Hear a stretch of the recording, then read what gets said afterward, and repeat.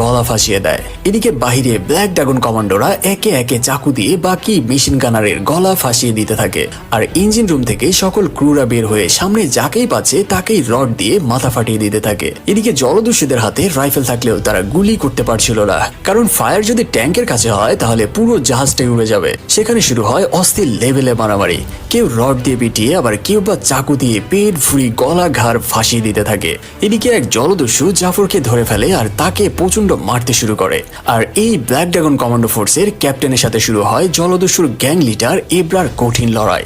এব্রা সেই কমান্ডোর দুই ঘাড়ে দুই চাকু চেপে ধরে তাকে প্রায় মেরে ফেলবে, গলা ফাঁসিয়ে দেয়। এদিকে বাহিরে ব্ল্যাক ড্রাগন কমান্ডোরা একে একে চাকু দিয়ে বাকি মেশিন গানারের গলা ফাঁসিয়ে দিতে থাকে।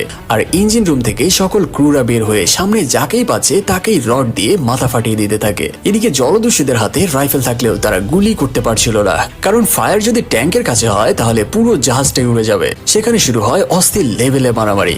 কেউ রড দিয়ে পিটিয়ে, আবার কেউ বা চাকু দিয়ে পেট ফুরি গলা ঘাড় ফাঁসিয়ে দিতে থাকে। এদিকে এক জলদস্যু জাফরকে ধরে ফেলে আর তাকে প্রচন্ড মারতে শুরু করে।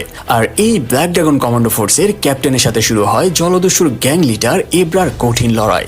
এব্রা সেই কমান্ডোর দুই ঘাড়ে দুই চাকু চেপে ধরে তাকে প্রায় মেরে ফেলবে,